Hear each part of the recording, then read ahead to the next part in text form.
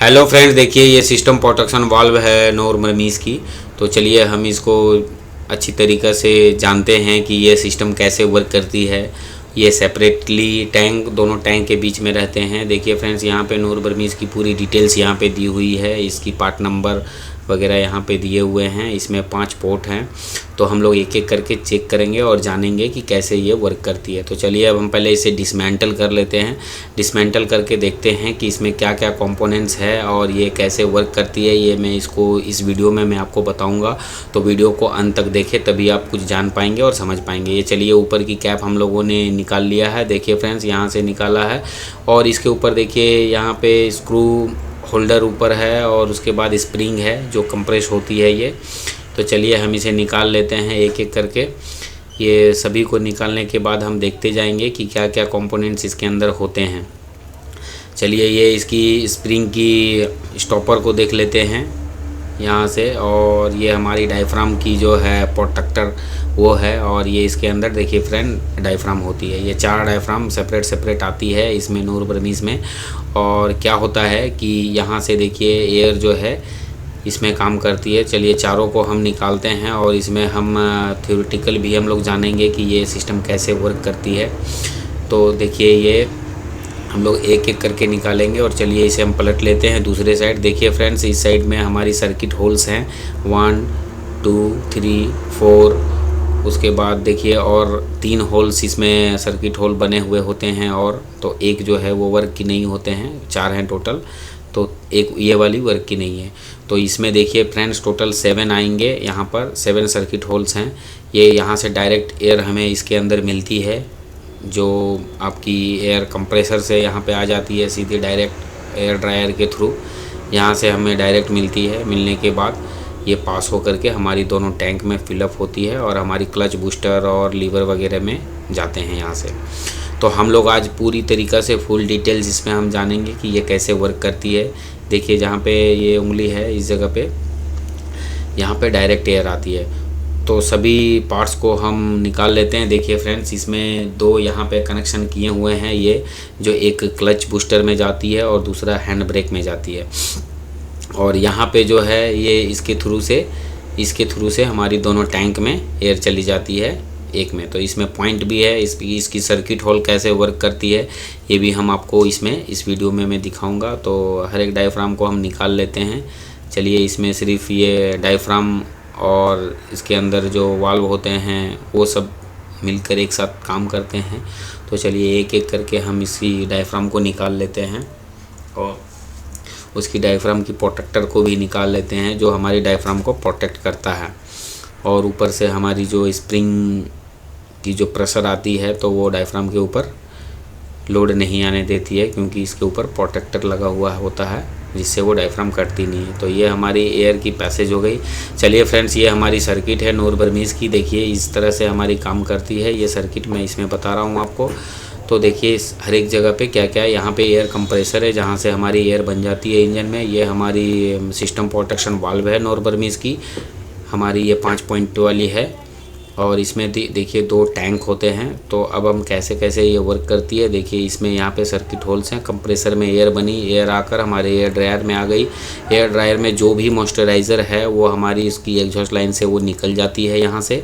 वो निकलने के बाद हमारी एयर जो है पासेज हो करके इस जगह से हमारी सिस्टम प्रोटेक्शन वाल्व में इन हो जाती है। और सिस्टम प्रोटेक्शन वाल्व में इन होने के बाद देखिए एक पॉइंट यहाँ से आगे की तरफ गया हुआ है, टैंक में चली जाती है। 22 नंबर जो लिखा हुआ है वहाँ पे चली जाती है टैंक में 22 डायरेक्टली। अब सिस्टम प्रोटेक्शन वाल्व में भी सेम लिखा हुआ होगा 22, और यहाँ पे एक 21 में आ जाती है।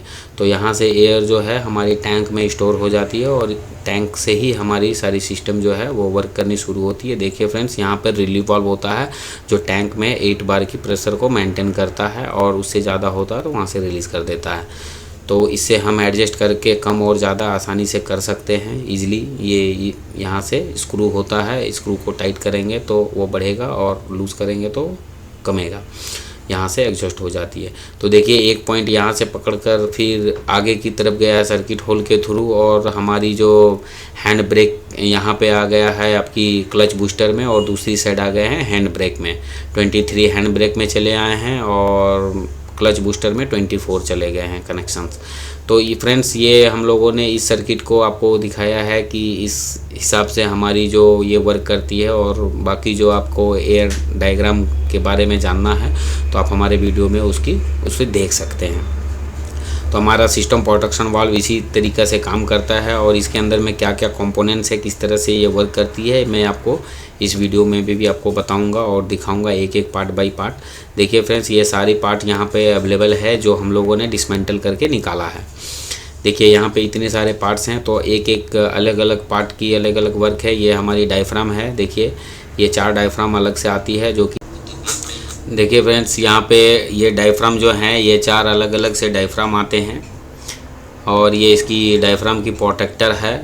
और यहाँ पे देखिए अब हम उठाते हैं स्प्रिंग को, ये 4 स्प्रिंग यहाँ पे है। देखिए ये 4 स्प्रिंग है और इसी स्प्रिंग के ज़रिए हम प्रेशर को सेट करते हैं। और देखिए यहाँ पे इसकी प्रोटेक्टर है, स्क्रू प्रोटेक्टर, सॉरी ये स्क्रू होल्डर है जिसे हम होल्ड करते हैं इस स्प्रिंग के ऊपर और हम स्क्रू जब टाइट करते हैं तो हमारी आसानी से टाइट होती है। देखिए फ्रेंड्स, ये प्योरिटी वाल्व है, ये दो प्योरिटी वाल्व होती है। ये सबसे पहले जो टैंक में हमारी एयर बनने में मदद करती है, उसके बाद हमारी क्लच बूस्टर और आपकी हैंड ब्रेक में जाती है।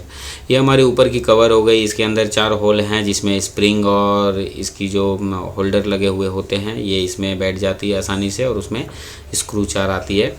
ये फ्रेंड्स, ये बीच वाली ये देखिए सर्किट होल्स हैं, यहाँ पे 4 सर्किट होल्स वाइट कलर की जो आप देख रहे हैं वो है और 3 और अलग से बने हुए हैं।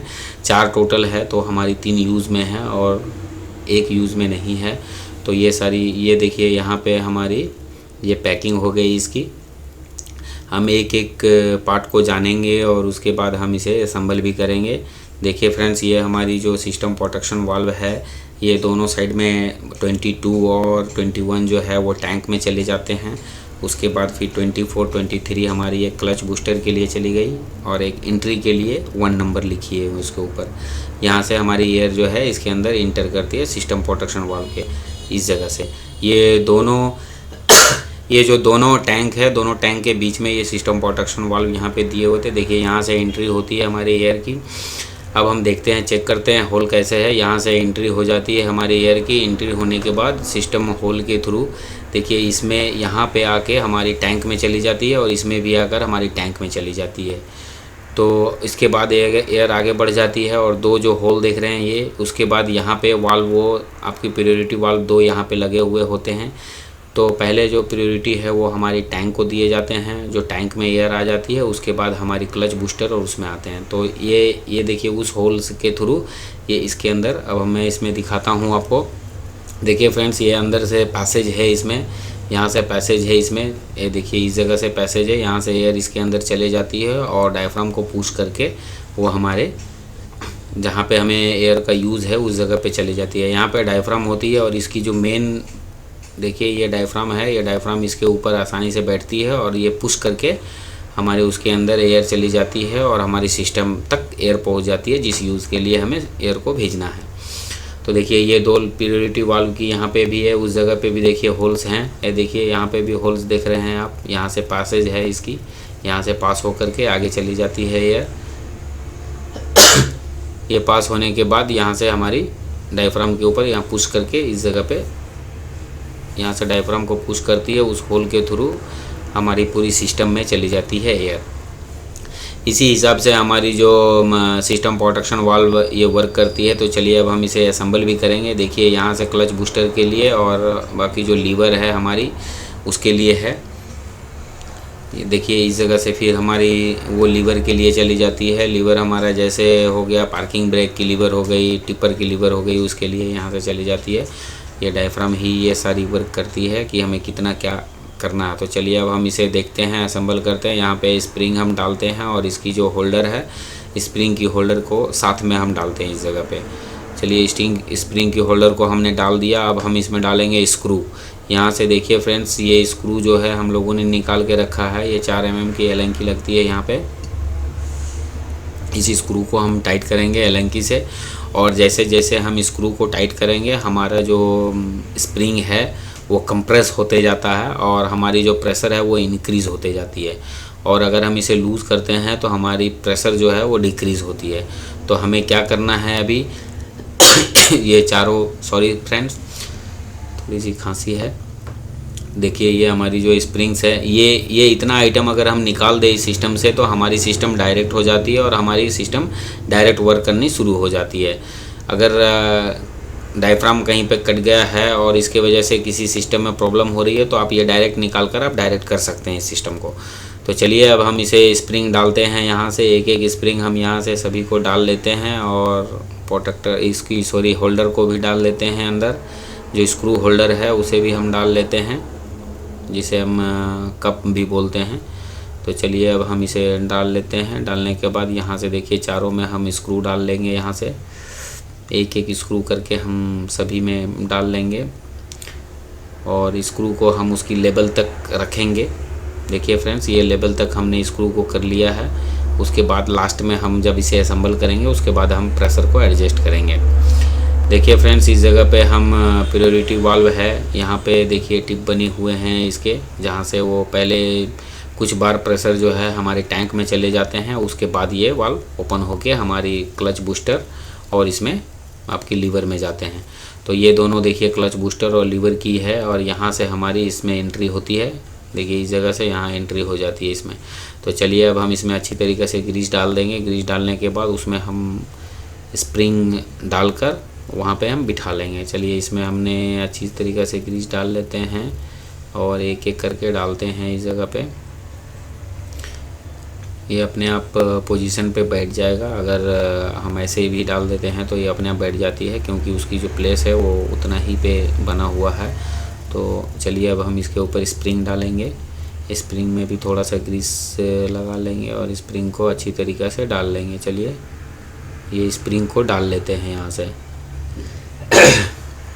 ये स्प्रिंग डालने के बाद हम इसकी मिडिल पार्ट को डालेंगे। उससे पहले हम पैकिंग डाल लेते हैं और पैकिंग डालने के बाद फिर हम इसे असेंबल करेंगे। तो चलिए अब हम इसके ऊपर पैकिंग डालते हैं। पहले पैकिंग को लगाएंगे अच्छी तरीक़े से देखकर।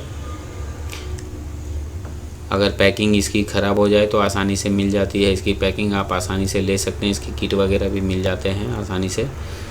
तो चलिए अब हम इसके ऊपर अच्छी तरीक़े से ग्रीस को अप्लाई कर लेंगे ताकि हमारी जो सीटिंग हो वो प्रॉपर हो और इसमें एयर जो है साइड से कहीं से लीक ना हो। ये हम लोगों ने डाल लिया है। यहाँ से देखिए एंट्री होती है और यहाँ से इस जगह से हमारी वो वर्क करनी शुरू करती है। वहाँ से एंट्री होगी और यहाँ से देखिए इस जगह से हमारी एयर आनी शुरू हो जाती है। तो चलिए हम एक एक अच्छी तरीक़े से ग्रीस को अप्लाई कर लेते हैं।